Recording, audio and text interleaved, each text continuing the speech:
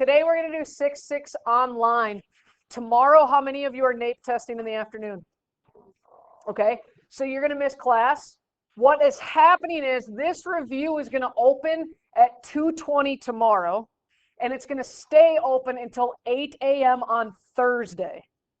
So technically, we're going to have Tuesday and Wednesday for review. And I will tell you, I think with those word problems, that's probably an okay thing for us to have those 2 days of review. Okay, so if you are NAEP testing, you don't have to technically do any of this review. If you want to do some of it before you come to class on Wednesday, that's fine. But 2:20 on Tuesday, all day Wednesday till 8 a.m. Thursday. That way, it's not going to throw off the rest of our days. Thursday, you're going to take a test. And then Friday may change. Right now I have it as an exponent thing. I'm looking at that. It may adjust. So Friday is kind of an open day right now. Okay? One section left for this chapter. So last chapter we learned to graph inequalities. This chapter we learned to graph 2 lines. Now we're going to learn to graph 2 inequalities. Nobody's even going to read it? Happy day, smiley face. Okay? All right, but here's the deal. When we graph inequalities, there's 2 important things that we have to do different than when we graph lines. What were they?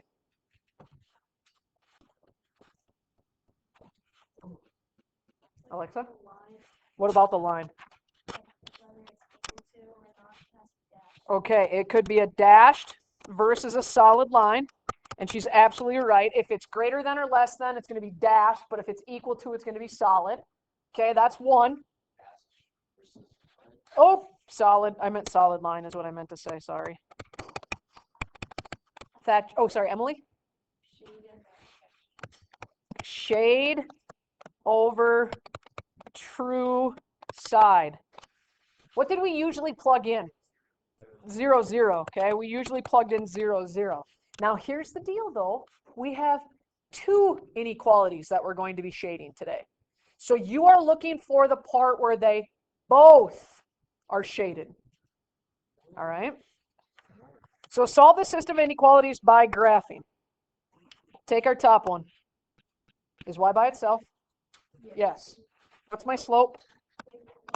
-2/1. What's my y-intercept? 1.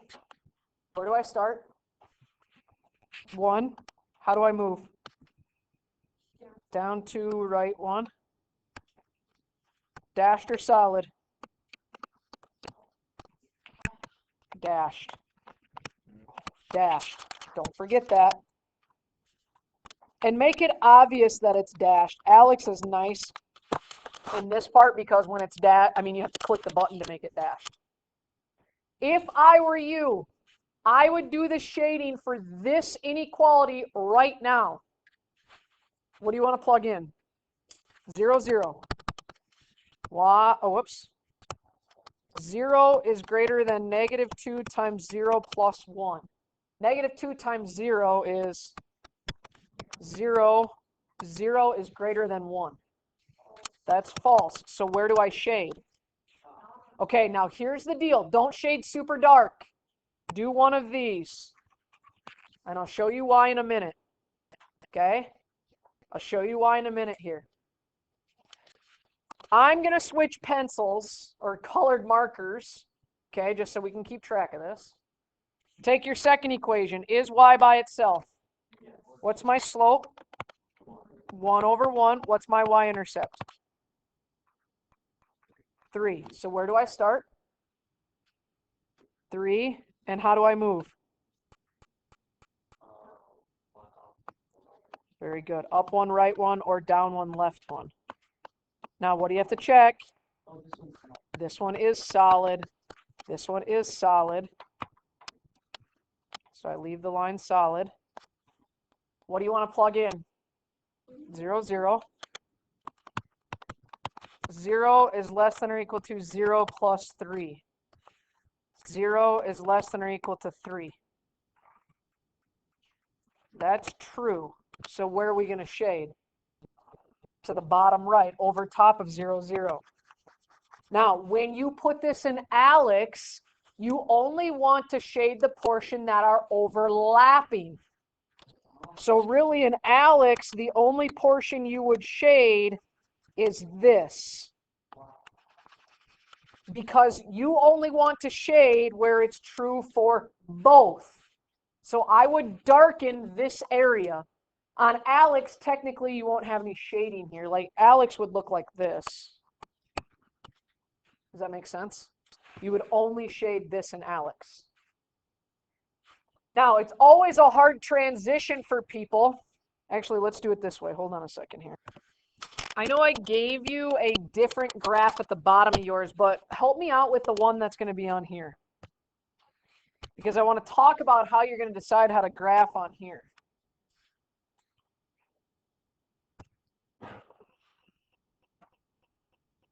Take this one right here. Write this down.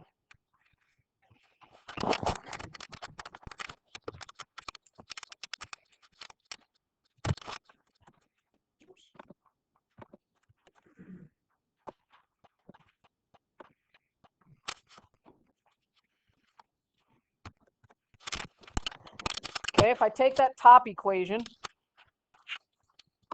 is y by itself? How would I get y by itself? Say it again. I would not. I would subtract 5x. 7y is greater than negative 7 minus 5x. Divide by 7. Make sure you divide everything by 7, right? Y is greater than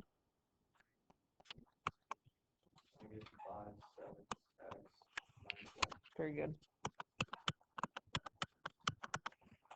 Okay, Miss Hoff's going to go back and tell, like, I don't even know if you can graph that on yours or not. Miss Hoff's going to go back to her Alex graph. Where do I start? Okay, so I take the ruler or the pencil, I go to -1. Then what does it tell me to do? Down 5, right 7. So then I'm going to draw this line, but I got to look. It should be dashed. Remember how to do that? That's this button right here. Click on that. Go click on the line. It'll make it dashed for you. Now, here's the deal. If I was going to be doing this as you guys are, I would make a quick sketch on my paper. It would look like this, and I'd make a quick sketch for myself, and it looks like so. What number or what point do you want to plug in? 0, 0. It's not super accurate, but that's what it looks like on my graph. If I plug in 0, 0 to the original, 0 plus 0 is greater than -7. 0 is greater than -7. That is true. So where would I have shaded? Up above here, yes? Okay. Now I'm going to flip back to Alex. I'm going to click the shading button, and I'm going to put it on here. Okay? Everybody follow me so far? All right. Go back to your other equation. -3x plus 2y is less than or equal to 2. What should you do? Add 3x. 2y is less than or equal to 2 plus 3x.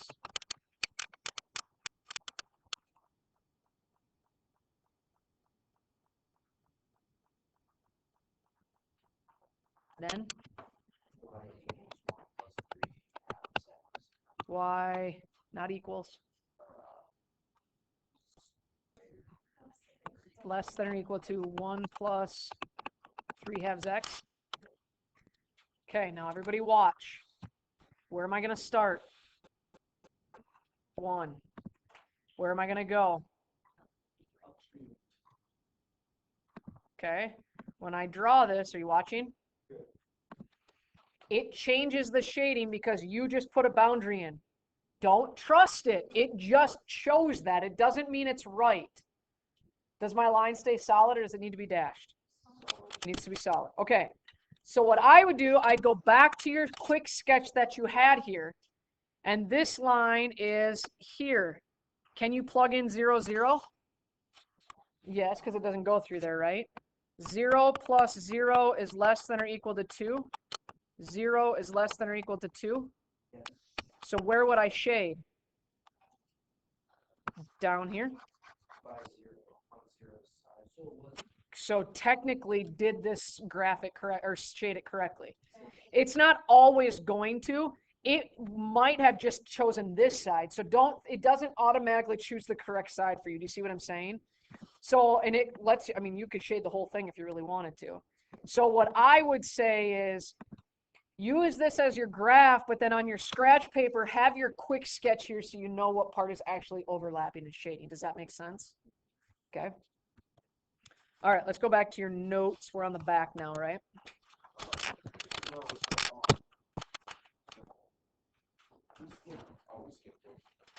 A gardener will use up to 250 square feet for planting flowers and vegetables.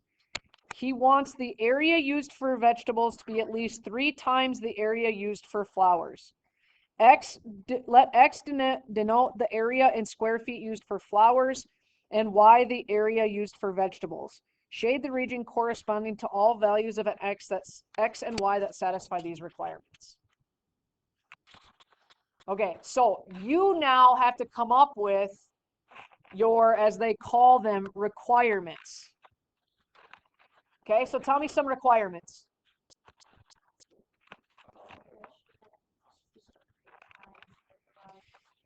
Okay, so vegetables needs to be at least 3 times the flowers. What would that look like as an inequality?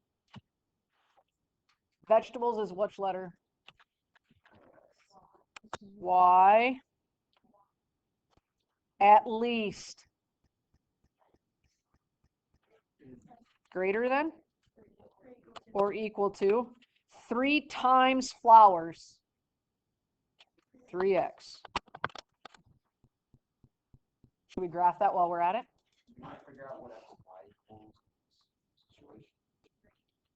What do you mean? Well, like right off, like you know what we did earlier where we do x equals. It already says the variables are. If you would like to reread them, you go for it. In what we just wrote, what's your slope? 3/1. What's your y-intercept? 0. Now, always double check, does your scale go by the same amount on x and y axis? Goes by 20s both ways, right? So we're still good going 0 or 3 and 1. So I put a dot here, up 3, right 1, up 3, right 1, up 3, right 1. Dashed or solid line? Solid. Oopsies. Tell me a problem with this one that we haven't really encountered a whole lot. Addie? I knew what you meant. 0, 0 is on that line, so we can't plug in 0, 0. Technically, you could. Want to do 1, 1? Okay. 1 is greater than or equal to 3 times 1. 1 is greater than or equal to 3. False. So where am I shading? Left of like Weiss or right like Hoosier? Left of like Weiss, yes? Because your 1, 1 is right here. Okay, I'm going to tell you you've only hit one of many restraints. Okay, a gardener will use up to 250 square feet for planting flowers and vegetables. So what does that look like?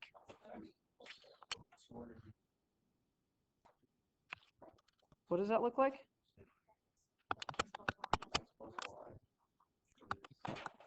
Less than or equal to? Yeah. What? 250. Can I graph that though? I got to get y by itself, so I got to subtract x. Okay, I got to subtract x. Y is less than or equal to, I'm crazy, so I'm going to move my negative 1x up there, plus 250. So this is one, and you guys know this on Alex, for you to just plot 250, it's not going to be very nice for you, right? That's where you want to use this button right here. Yes? Do you remember that? So I would tell it to plot 0, 250. What else should I tell it to plot? Because your slope is, well, your slope is -1, right? So If I were you, what I would do is then go and plug in like 20, because 20 is a grid line. Do you know what I mean by that? Yeah. So if I plugged in 20, y is less than or equal to negative 1 times 20 plus 250. What's negative 1 times 20? Negative 20 plus 250. Positive 230, right? So my point on my line would be 20 comma 230. Do you guys see why I did that? Then you can type that in 20 230. Dashed or solid line? Solid.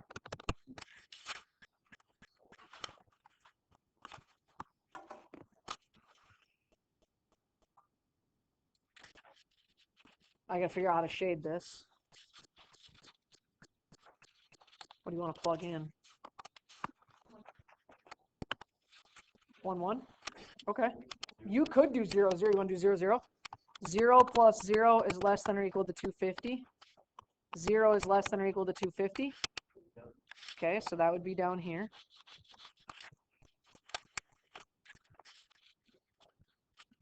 Two more.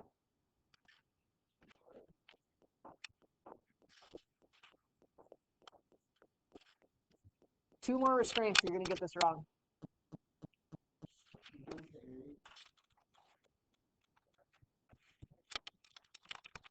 Two more requirements that you're going to have to hit. Represent. Ian? Yeah. Can you have a negative area? So y is going to have to be,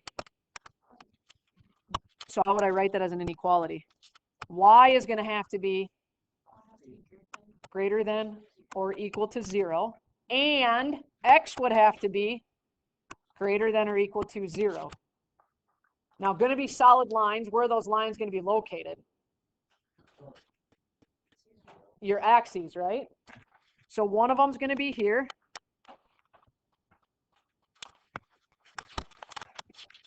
And one of them is going to be here. If y is greater than 0, is that above the line or below the line? Above. If x is going to be greater, is that to the left or to the right? X is greater than 0? To the right. So which part of your graph is shaded all in? That little triangle, you see it? Be this one right here.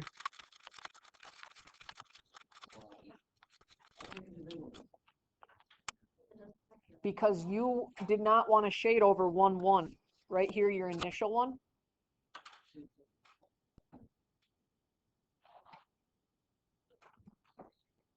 So as much as we want to try to do this shading in our heads, I'm going to tell you, you're going to want to sketch it out on paper. It doesn't have to be perfect, but to be able to overlap things. Now, here's a way you can double check. I could pick this point right here.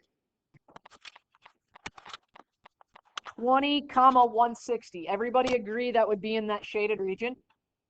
And if I plugged in 20, 160 into all of my equations, into this one, to this, whoopsies, to this one, to this one, to this one, they should all be true. Does that make sense? That's the whole point of the shaded region. Now, here's the deal. Why do we have a shaded region and not just one point? Everything else we had was one point. Why do we have a shaded region, Thatcher? That's like where the gardener's stuff, right? This isn't a map of his garden, no.